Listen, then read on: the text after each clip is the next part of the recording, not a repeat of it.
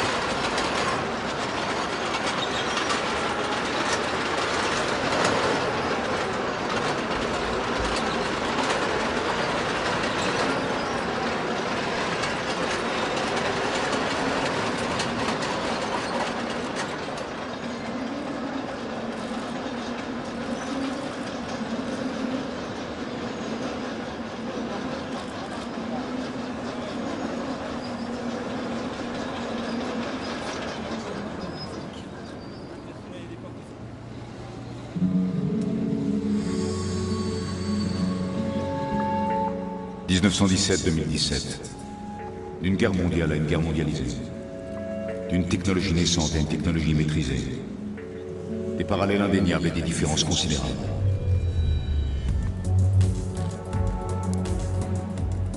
Sur terre, sur mer ou dans les airs, la France a su en permanence relever les enjeux technologiques pour faire face à l'évolution des menaces.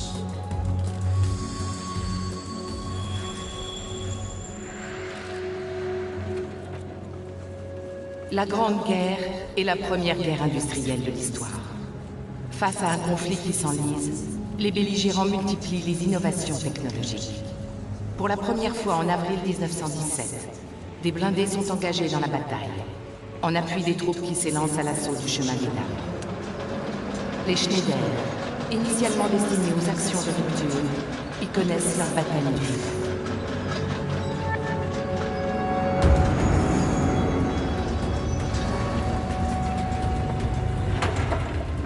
Protection et appui, mobilité tactique et stratégique, capacité dynamique et optronique. Le VBCI, véhicule blindé de combat de l'infanterie, est capable d'intervenir sur tout théâtre d'opération. Conçu pour protéger et appuyer une section d'infanterie, pouvant opérer au sein d'une force blindée, il est notamment engagé au Mali dans la lutte contre les groupes armés terroristes.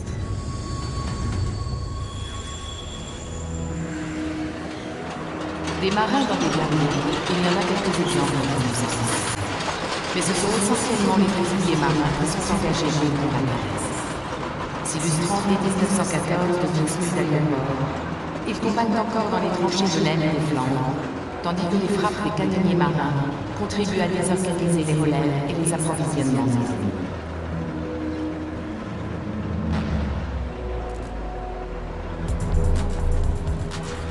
En 2017, les fusiliers marins assurent la protection et la défense des sites sensibles de la marine, des bâtiments en mer, des installations et détachements positionnés à l'étranger et sur les différents théâtres d'opération. Les commandos marines assurent des missions de contre-terrorisme maritime, de lutte contre la piraterie et les activités illicites, ainsi que des opérations spéciales de la mer vers la terre et à terre.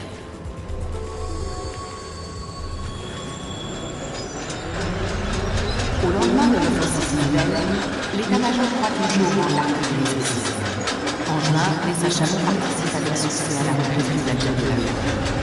Mieux dotés en blindage et en armement, leur compartiment de combat reçoivent un canon de 75 mm et 4 mitrailleuses de chasse. Mais déjà apparaissent de nouveaux prototypes, plus légers et mobiles, qui préfèrent une conduite doctrinale, le champ de bataille interarmes. Utilisé en combat de haute intensité, le char de fer peut également remplir des missions de reconnaissance et de renseignement. Engagé au Kosovo puis au Liban, il est actuellement déployé en Estonie et Lituanie dans le cadre de la posture de présence avancée renforcée de l'OTAN.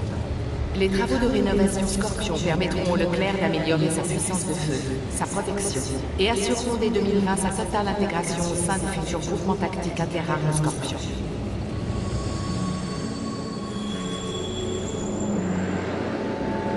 Au printemps 17, le général Nivelle ne dispose pas de la supériorité aérienne nécessaire à la préparation de l'offensive. Au cours de l'été, les ingénieurs travaillent sur les moteurs et l'armement. Georges Wimmer, l'as de l'escadrille des Cigognes, expérimente l'emploi d'un canon automatique sur son SPAT-7. Si la mitrailleuse reste l'arme principale de la défense aérienne, les prototypes équipés de canons préfigurent les combats aériens modernes. Les Mirage 2000-5 de l'escadron de chasse 1 de Cigogne sont chargés d'assurer la supériorité aérienne lors des opérations de l'armée de l'air. Armés de canons mitrailleurs, de missiles d'interception, de combat et d'autodéfense, ils assurent également, avec les Rafales, les missions de police du ciel au-dessus du territoire national ou en opération extérieure.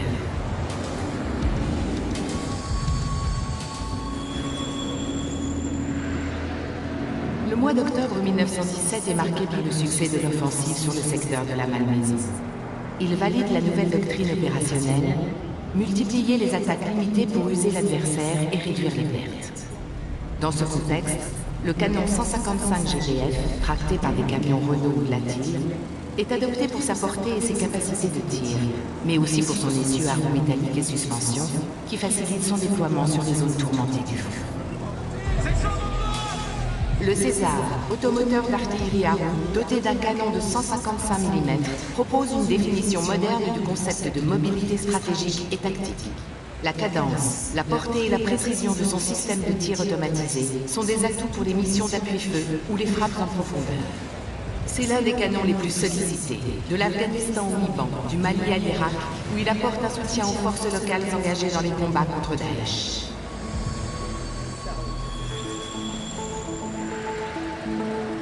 Sur mer, 1917 est une année charnière.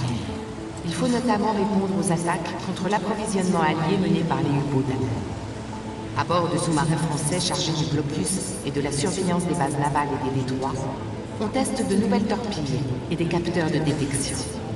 En surface, les patrouilleurs chargés de traquer les U-boats sont équipés de l'hydrophone mis au point par le lieutenant de vaisseau Valser.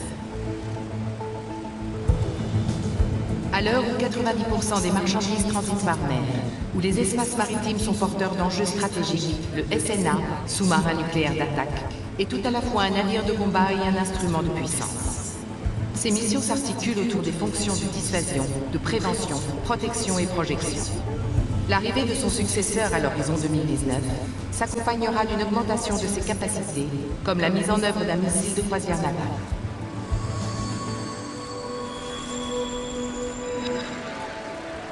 Si les offensives limitées de l'été 1917 contribuent à entretenir la foi en la victoire, elles permettent aussi une meilleure organisation de la prise en charge sanitaire. Brancardé jusqu'au poste de secours, lui-même exposé à la mitraille et aux obus, les blessés reçoivent alors les premiers soins avant d'être transportés par les véhicules des sections sanitaires automobiles vers les unités médicales et les hôpitaux d'évacuation.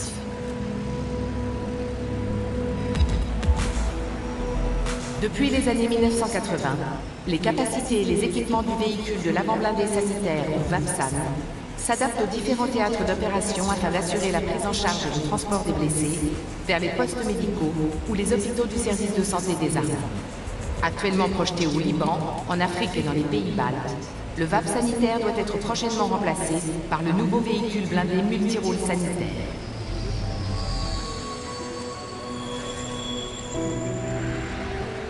À l'automne 1917, les progrès technologiques et les ruptures doctrinales rendent possible la reprise des bombardements aériens. Les brigades 14, dotés d'un système de largage automatique, interviennent en masse pour développer des programmes d'assistance afin de guérir les bruits de matériel et de munitions. Au bombardement tactique de la Nouveau Front, s'associe désormais une mission stratégique en territoire.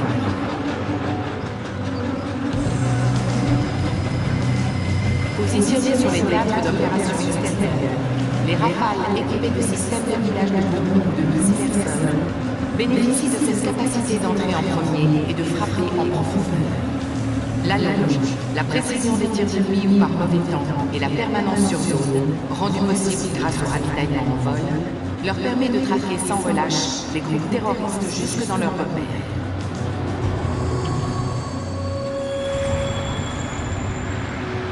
La multiplication des offensives impose de régulièrement déplacer les matériels lourds d'artillerie, et notamment les blindés, sur l'ensemble du front de l'Ouest. Si le train reste le mode de transport initial, c'est au camion que revient l'acheminement de l'artillerie spéciale jusqu'aux abords du champ de bataille. On teste plusieurs modèles de remorques ou de camions plateaux, adaptés aux Schneider et Saint-Chamond, ainsi qu'aux nouveaux chars Renault FT-17. Dédié au transport de tout type d'engins lourds, le TRM 700-100 est un ensemble porte-blindé capable d'appuyer la mobilité des unités et d'assurer le transport de matériel, dont des conteneurs, jusqu'à une charge de 60 tonnes. Conçu notamment pour le transport du char Leclerc, capable de rouler en tout chemin sur de longues distances, ce tracteur de transport logistique et sa remorque est employé par l'armée de terre depuis les années 1990.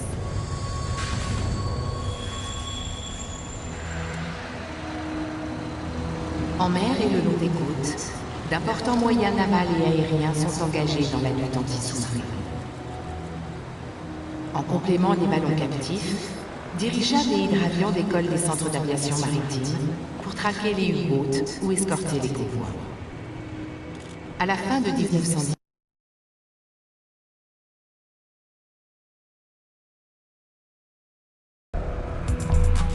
si aujourd'hui les Atlantiques 2 ou ATL-2 chassent toujours les sous-marins, ils assurent de multiples missions.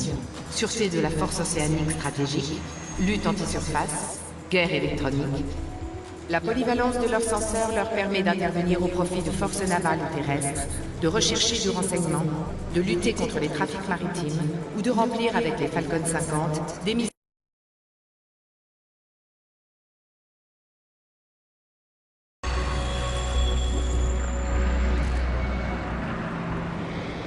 Si en temps de guerre, la protection des approvisionnements est vitale, c'est au service de l'intendance qu'il revient d'acheminer les millions d'obus, de munitions, les vivres, les hommes ou le carburant. Connus pour leur action sur la voie sacrée reliant Verdun, des norias de camions contribuent là encore à tisser un lien vital entre les gares, les zones de stockage et les premières lignes de l'aile ou des flancs.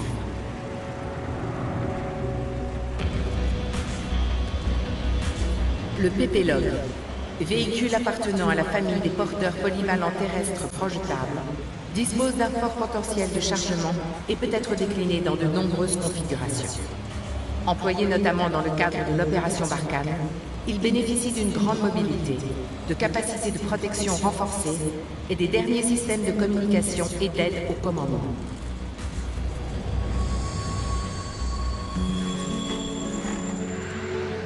S'il fut ponctuellement employé loin de ses bases, en cette fin d'année 1917, le Farman F-40 remplit encore les missions d'observation sur le front de l'Ouest. Rendu possible par la maîtrise retrouvée de l'espace aérien, la couverture photographique permet, par beau temps, de dresser les cartes nécessaires au guidage de l'artillerie et à la préparation des offensives. Dès 1918, l'armée française sera en capacité de prendre et tirer des dizaines de milliers de photos aériennes chaque jour. La reconnaissance aérienne permet de fournir une appréciation de la situation indispensable à la gestion des crises et conflits. Depuis le territoire national ou les bases autonomes, les Rafales et Mirage 2000D, équipés de multiples capteurs, effectuent des missions de reconnaissance au même titre que les drones Reaper. Grâce aux satellites, les données ainsi récoltées sont aussitôt transmises afin de préparation des missions ou exploitées en temps réel.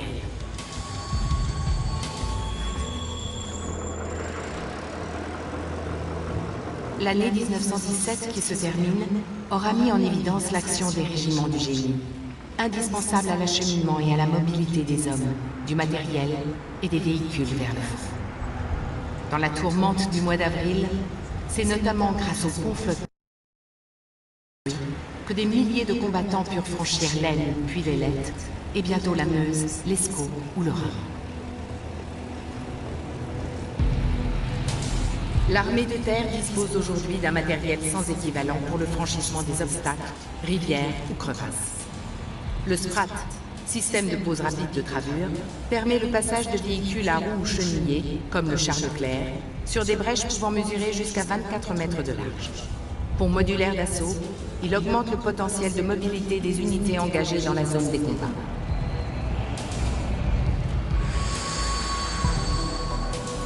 « 1917-2017 et demain. La technologie est garante du succès de nos forces et de leur sauvegarde. Il ne peut y avoir de sécurité sans adaptation aux défis technologiques. La Direction générale de l'armement prépare et conduit les programmes d'équipement pour l'avenir proche, 2017-2025 et au-delà. Dans ce scénario d'anticipation, la France engage loin de son territoire son groupe aéronaval, ses forces aériennes et terrestres prépositionnées. Après identification et localisation des cibles par les satellites, l'offensive est lancée.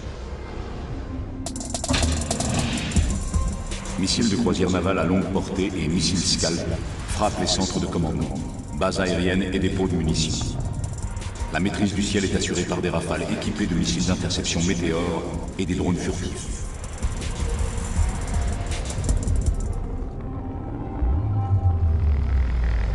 Au sol, l'ordre d'engagement est donné. Satellites et drones tactiques permettent de voir sans s'exposer. Les unités Scorpion se positionnent. Au véhicule blindé de reconnaissance et de combat, le véhicule blindé multirôle ajoute sa polyvalence pour la mobilité et l'appui des fantassins. Le partage des données en temps réel du système d'information Scorpion, couplé à la radiotactique contact, augmente le potentiel de coordination, d'efficacité et de protection du groupe de combat.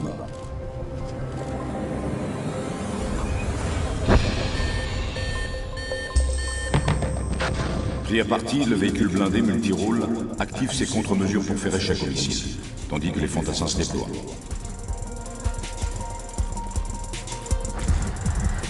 La destruction de l'ennemi par un tir de missile anti-char MMP est confirmée par le drone.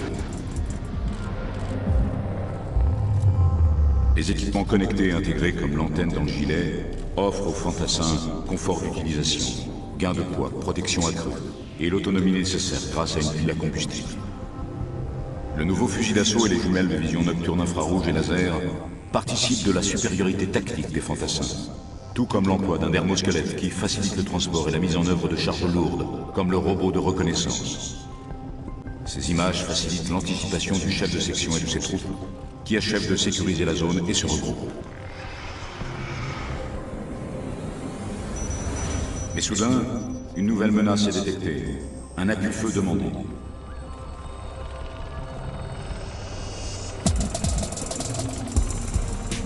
Un soldat pointe l'ennemi au moyen de son désignateur laser. Le drone transmet les images au Rafale.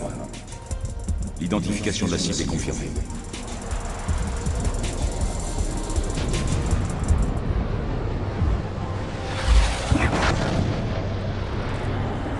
Le largage d'un armement air-sol a permis de traiter efficacement la menace.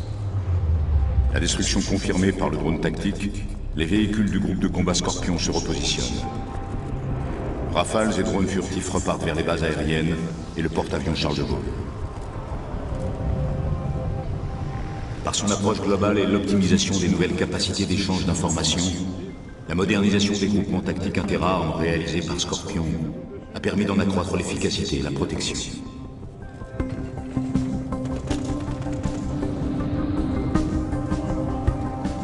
Avec constance, la France prépare et prévoit son avenir en matière de technologie de défense. C'est là la condition d'une paix durable, d'une paix d'avance.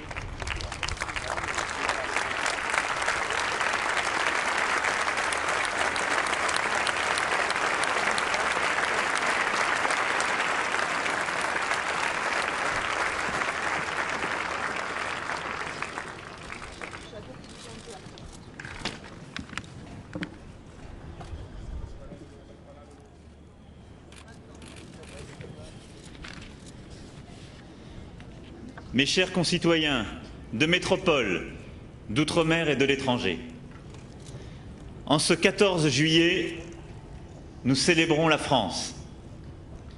Nous célébrons ce qui nous unit. Nous célébrons ce goût absolu de l'indépendance qu'on appelle liberté. Cette ambition de donner à chacun sa chance qu'on appelle égalité. Cette détermination à ne laisser personne sur le côté du chemin qu'on appelle fraternité. l'énergie du peuple français, la volonté du peuple français ont écrit notre histoire. L'histoire de la France ne commence pas le 14 juillet 1789, mais ce jour-là, le peuple a montré quels idéaux il voulait suivre. Et toujours, durant notre histoire, nous avons trouvé en nous cet amour de la patrie qui nous a sauvés, cette énergie pour nous unir autour de ces idéaux. Nous avons trouvé aussi des alliés sûrs, des amis qui sont venus à notre secours. Les États-Unis d'Amérique sont de ceux-ci.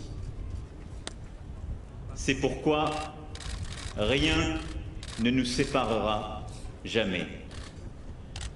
La présence aujourd'hui à mes côtés du président des États-Unis, M. Donald Trump, et de son épouse, est le signe d'une amitié qui traverse les temps.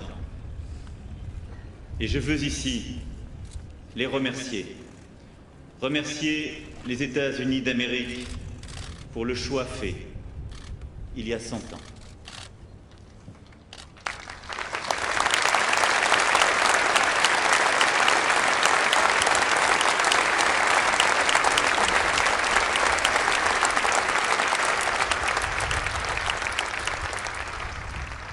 Dans ce monde incertain qui est le nôtre, la démocratie, la liberté de penser, le droit de ne pas être considéré selon son origine religieuse ou selon sa couleur de peau, selon son sexe, ses opinions, le droit aussi de vivre en sécurité et d'éduquer ses enfants. Rien de tout cela ne va de soi. Ici, en France, et partout dans le monde, il est des hommes et des femmes qui ont choisi de s'engager, de risquer leur vie pour que ces droits vivent, prévalent. Ces hommes et ces femmes, ce sont nos soldats, nos policiers, nos sapeurs-pompiers, nos gendarmes, nos douaniers. Ce sont tous ceux qui nous protègent. Ils défilent en ce jour de fête nationale parce qu'ils sont l'armée de la liberté et des droits. Leur loyauté, leur dévouement, leur force nous permettent de vivre selon les règles que nous nous sommes choisies. Je veux ici les en remercier.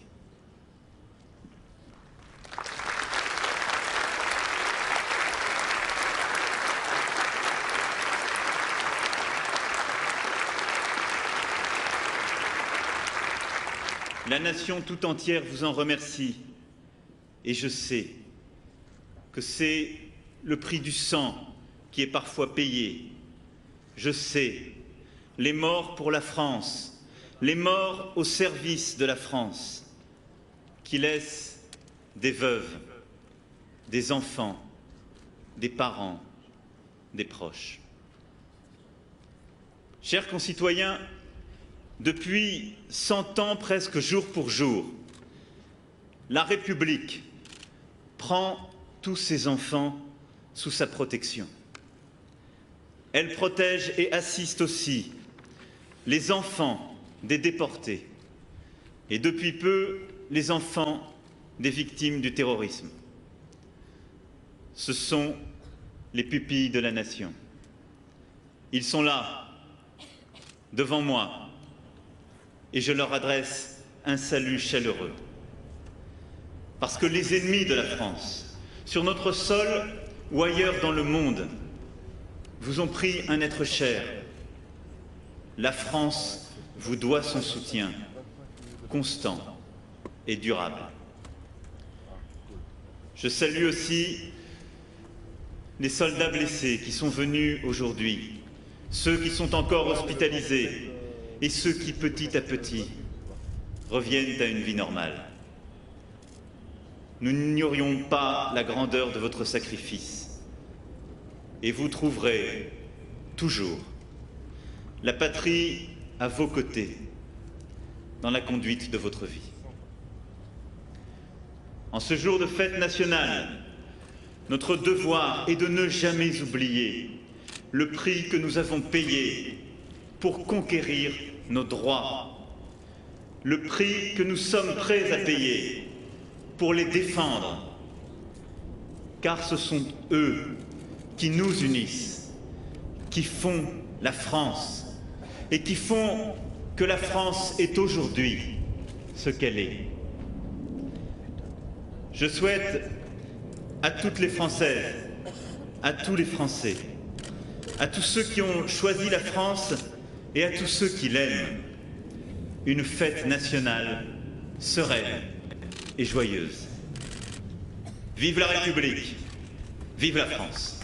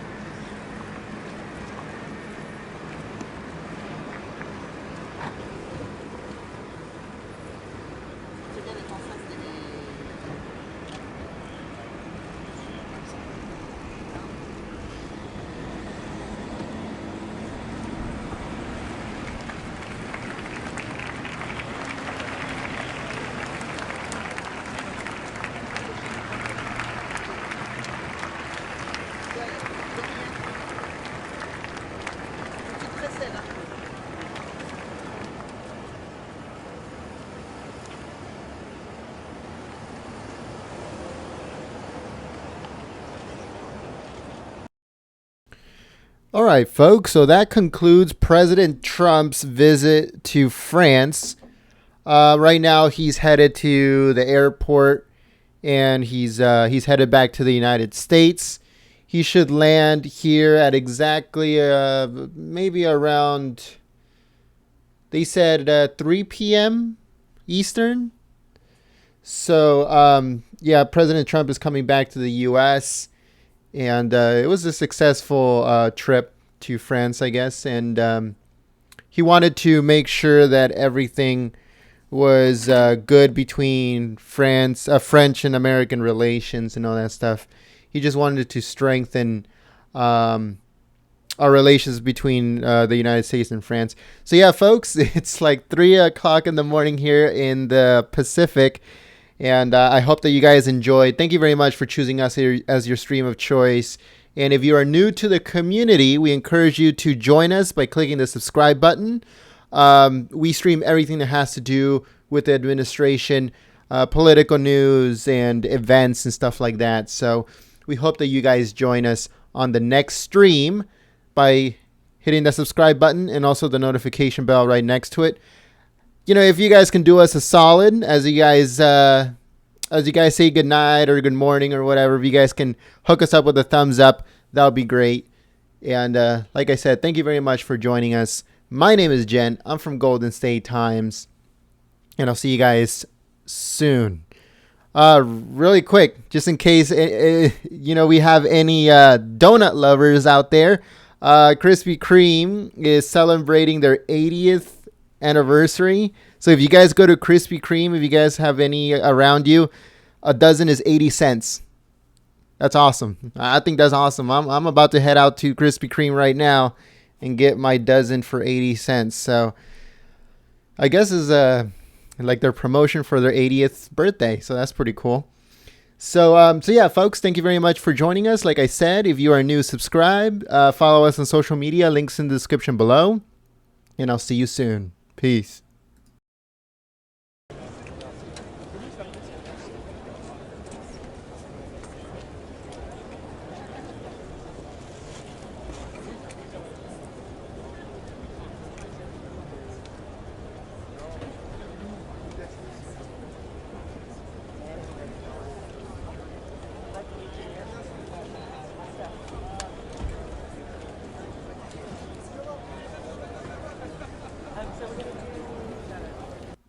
No, I'm not being paid by Krispy Kreme. That would be awesome though. I'll get free donuts for for life. That'd be pretty cool.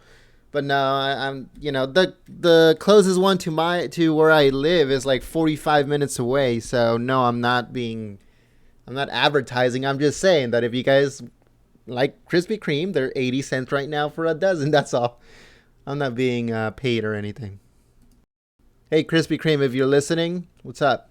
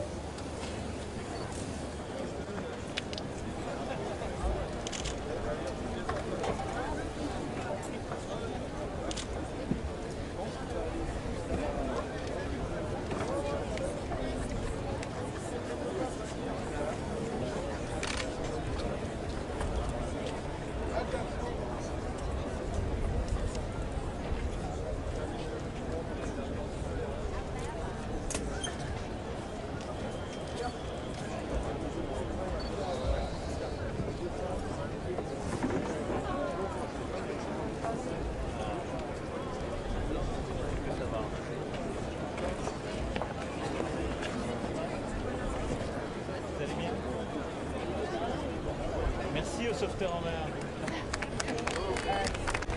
Eux aussi, ils vont s'entendre. Merci à vous.